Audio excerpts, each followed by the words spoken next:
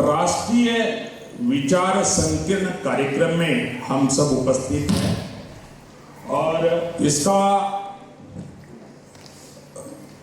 श्री गुरुगणु नरेद बंधु दारी उनकी दारी और परम पूज्य चन्नबसवा पट्टदेवरू जी की दारी। मुझे याद आता है मैं 88 से हिरेमठ संस्थान के साथ जुड़ा हुआ एज ए विद्यार्थी।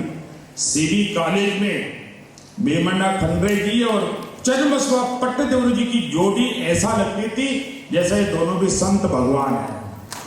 और मुझे उस कॉलेज में पढ़ने का सौभाग्य मिला और उस समय मैंने क्या सीखा। अभी हम दाढ़ी की बात कर रहे, किस रास्ते से वो आके समाज में अच्छे कार्य किए। मैं आज के हमारे कार्यक्रम के मुख्य अतिथि जो उद्घाटन करता है, आपने बहुत अच्छे आदरणीय डॉक्टर पुरुषोत्तम बेड़मेले जी और कर्नाटक कन्नड़ प्राधिकरण के अध्यक्ष सेक्रेटरी ने बात किया।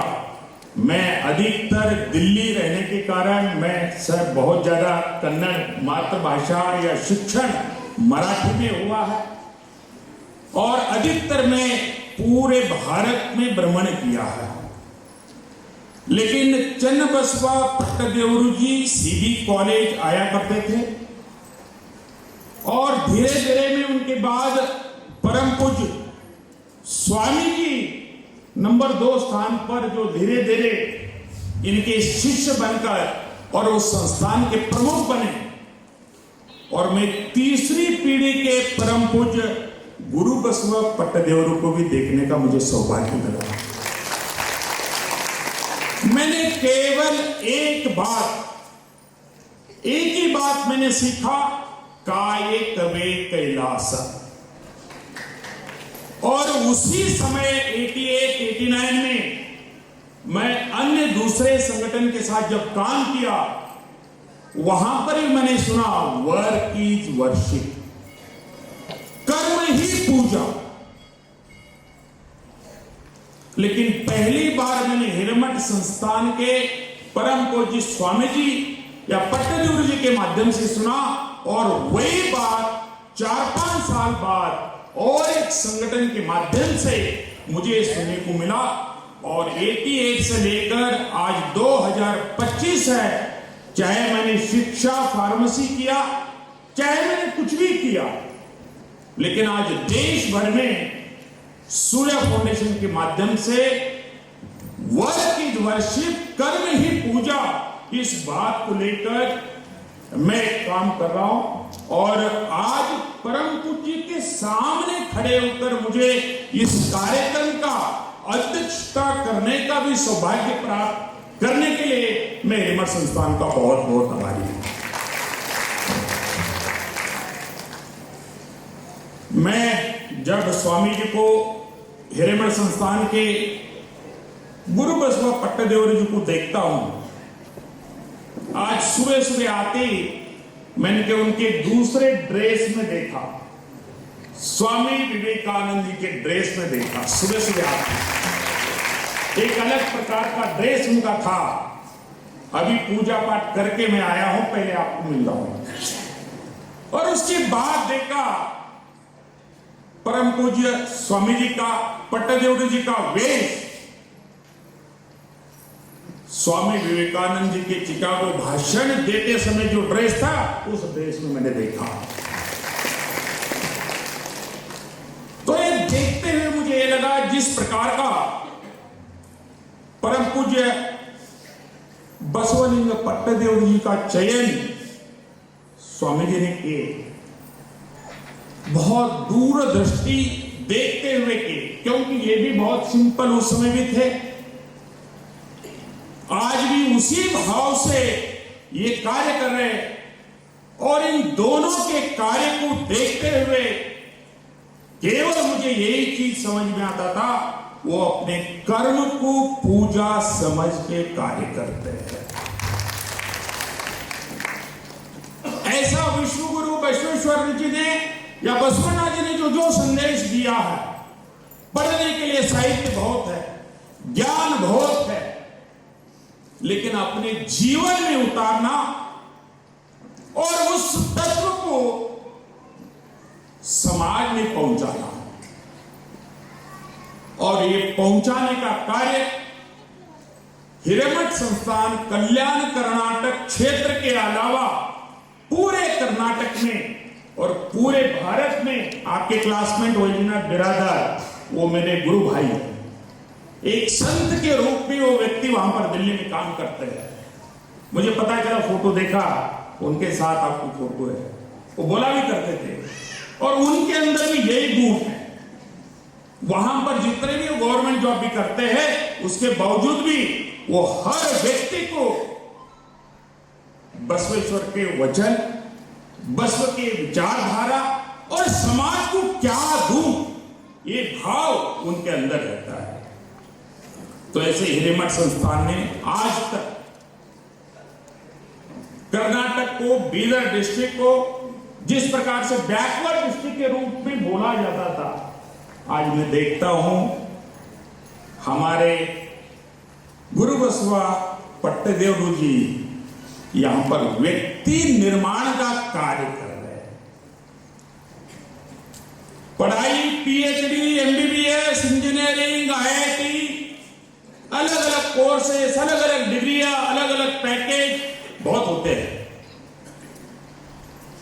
लेकिन वो शिक्षा के साथ साथ जो संस्कार देने का कार्य, और ऐसे संस्कार देते हुए इस हिरेमठ गुरुकुल संस्थान के माध्यम से आईआईटीएन तैयार करना, डॉक्टर तैयार करना, आईएएस ऑफिसर तैयार करना, ये जो संकल्प इस गुरुकुल संस्थान की तरफ से हो रहा है, मुझे लगता है कि आने वाले दिनों में हिरेमठ संस्थान का नाम केवल भारत में नहीं, पूरे विश्व में होगा।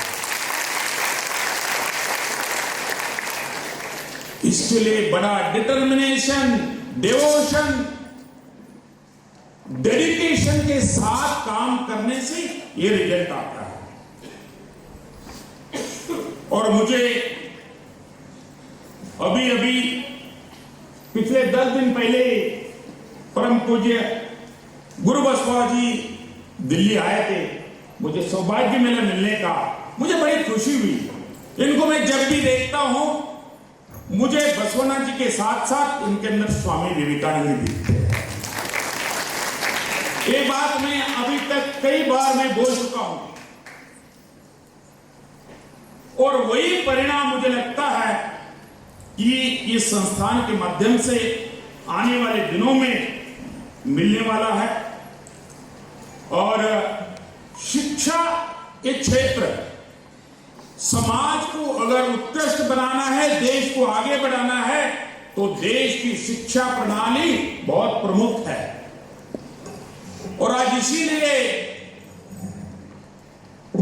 लॉर्ड मेकाले के कारण जो आज तक शिक्षा प्रणाली अलग थी, आज जो शिक्षा प्रणाली चेंज हुई है, और उसके माध्यम से मुझे लगता है यहां पर ये आज हिरेमठ संस्थान एक मैन मेकिंग मशीन के रूप में, एक व्यक्तित्व निर्माण का केंद्र बनकर आज हमारा हिरेमठ संस्थान काम कर रहा है।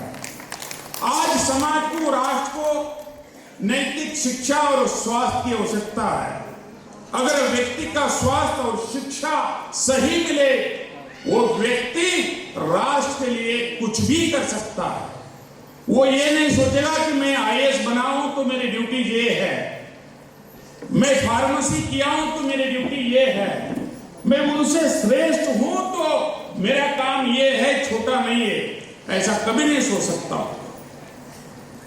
तो आज यहां पर चाहे वो आईआईटी बने, मेडिकल बने, उन सबको बसवनाथ जी के जो वचन है, तत्व है, सिद्धांत है, मार्गदर्शन है, जो कार्य है, वो उनके अंदर डाल के देश के अलग अलग भागों में जा रहे हैं, और वही हजारों लोगों को, करोड़ों लोगों को मार्गदर्शन कर सकते हैं।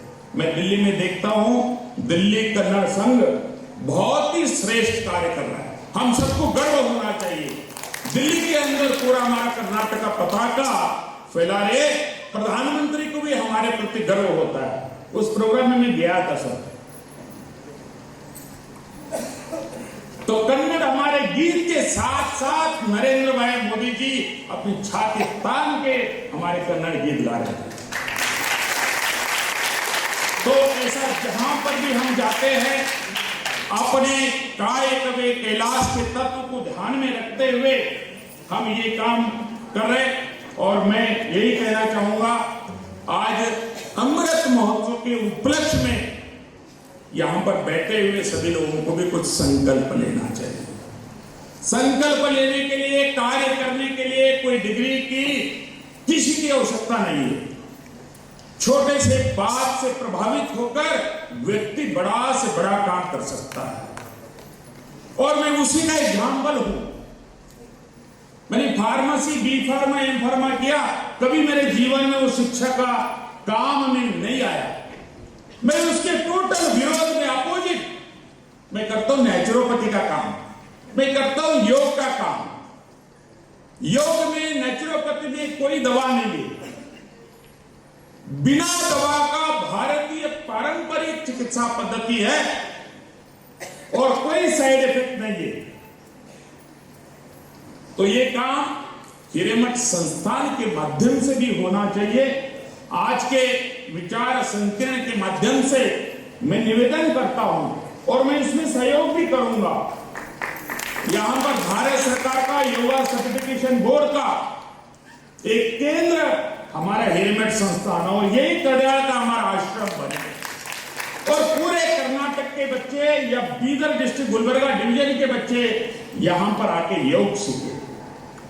क्योंकि मैं फार्मेसी, एलोपैथी मेडिसिन बनाने का एक व्यक्ति रहने के कारण मैं एक बात आपको बोलना चाहता हूं, हर दवा का साइड इफेक्ट है। कितने लोगों को मालूम है एलोपैथी दवा का साइड इफेक्ट होता है? कितने लोगों को पता है? इनको ये भी नहीं पता। एलोपैथी मेडिसिन का, एलोपैथी मेडिसिन का हर व्यक्ति को साइड इफेक्ट होता है। मैं इसलिए नेचुरोपैथी और योग, इस बीदर की भालकी की मातृभूमि में योग और नेचुरोपैथी का केंद्र बनना चाहिए। आप इसमें ये मत सोचिए, उसमें हम चार्ज भी कर सकते, पैसे भी ले सकते। केवल कई लोगों को लगता है सस्ता है, सस्ता नहीं, बहुत महंगा है। रामदेव महाराज 50,000 रुपए एक दिन का लेते हैं। उनके पास 3,000 का भी फैसिलिटी है, 5,000 का भी है। तो हम अपने हिसाब से यहां पर व्यवस्था करेंगे, क्योंकि मुझे लगता आहार विहार, विचार आचार से ही व्यक्ति समाज का पुनर्निर्माण हो सकता है। और इसीलिए हिरेमठ संस्थान से अच्छा संस्थान, अच्छा केंद्र हो नहीं सकता। तो आने वाले दिनों में, आज मैं अमृत महोत्सव के उपलक्ष्य में बहुत दूर से मैं आया हूं। संस्थान के प्रति प्रेम के कारण, यहाँ के विशेष प्रभावित होने के कारण मैं केवल इस कार्यक्रम के लिए आया हूं और आज ही मुझे दिल्ली वापस जाना है। तो मैं इतनी आशा भी रखता हूं। और यहां पर जितने भी सामने लोग बैठे हैं, सभी को मेरा निवेदन है, योग और नेचुरोपैथी भारतीय चिकित्सा पद्धति के जितने भी बातें हैं वो अगर हमारे जीवन में करेंगे, पत्रकार बंधु भी यहाँ पर बैठे हैं, तो वो आने पिछले 2-3 महीने से हम कंपलसरी योग महोत्सव यहाँ पर फिक्स किए हैं। हम मानिक प्रभु संस्थान में भी करेंगे। तो ये बीदर डिस्ट्रिक्ट में, क्योंकि मैं देश के 32 राज्यों में जाता हूँ, 15 कंट्री में जाता हूँ, मुझे खुद को 20 साल पहले कुछ नहीं आता था, ABCD मालूम नहीं था। उसके बावजूद भी मैं वर्ल्ड के टॉप 10 लोगों में आता हूं योग नेचुरोपैथी के। ध्यान रखना, आज योग के लोगों को 15 अगस्त के लिए प्रधानमंत्री बुलाया तो कर्नाटक से केवल 3 लोग, और उसमें आनंद बिरादर एक, जो हिरेमठ संस्थान का एक कार्यकर्ता। तो ये जो भी कार्यक्रम होते हैं, इसके माध्यम से हम ज्ञान जरूर रखें। उस ज्ञान के साथ साथ अभी मेरी बात किया तो व्यक्ति स्वस्थ रहने के लिए क्या चाहिए? 80% लोगों को तो लगता है डॉक्टर चाहिए। डॉक्टर की बिल्कुल जरूरत नहीं। व्यक्ति स्वस्थ रहने के लिए आहार चाहिए, विश्राम चाहिए, योगा चाहिए, ध्यान चाहिए। व्यक्ति इतना सात्विक बनेगा तो इतना ऐसा बनने की आवश्यकता भी नहीं। बिना संत सन्यासी बने हम अपने अपने परिवार में बहुत अच्छा काम कर सकते हैं। तो आज इस कार्यक्रम में मुझे बुलाए और सम्मान दिया और मुझे भी बहुत अच्छा लगता है हिरेमठ संस्थान के लिए मैं कुछ करूं, कुछ ना कुछ करूं। वैजनाथ बिरादर जी भी बहुत उन्होंने मुझे शुरुआत के दिनों में हेल्प किया। मैं जब दिल्ली गया मुझे हिंदी बिल्कुल नहीं आता था। अभी मुझे इनके सामने कन्नड़ बोलने में बड़ा संकोच हो रहा था। लेकिन मैं दिल्ली गया था 30 साल पहले, अरे तुरे ऐसी बातें करता था हैदराबादी टाइप का। तो अभी मैं देखता हूं तो मैं उनसे भी अच्छा हिंदी बोल लेता हूं। तो आज के उपलक्ष्य में मैं इतना ही बोलूंगा। पटदेव जी हिरेमठ संस्थान में आने वाले दिनों में योग और निसर्गोपचार और मेडिटेशन का इस प्रकार का कोई ना कोई एक्टिविटी रहे, उसमें भारत सरकार का भी कई ग्रांट तो सभी प्रकार का मदद वहां से मिलता है।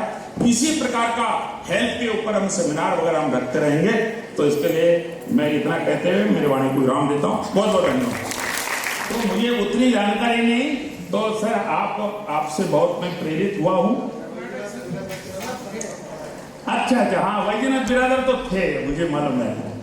ಇದುವರೆಗೆ ಮಾತನಾಡಿ ನಮ್ಮ ಪ್ರೀತಿಗೊಳಿಸಿರುವ ಆನಂದ್ ಬಿರಾದರ್ ಅಧ್ಯಕ್ಷರು ಸೂರ್ಯ ಫೌಂಡೇಶನ್ ನವದೆಹಲಿ ಅವರಿಗೆ, ಆನಂದ್ ಸರ್ ಅವರಿಗೆ ಅನಂತ ಅಂತ ನಿಮ್ಮ ಜೋರಾದ ಚಪ್ಪಾಳೆ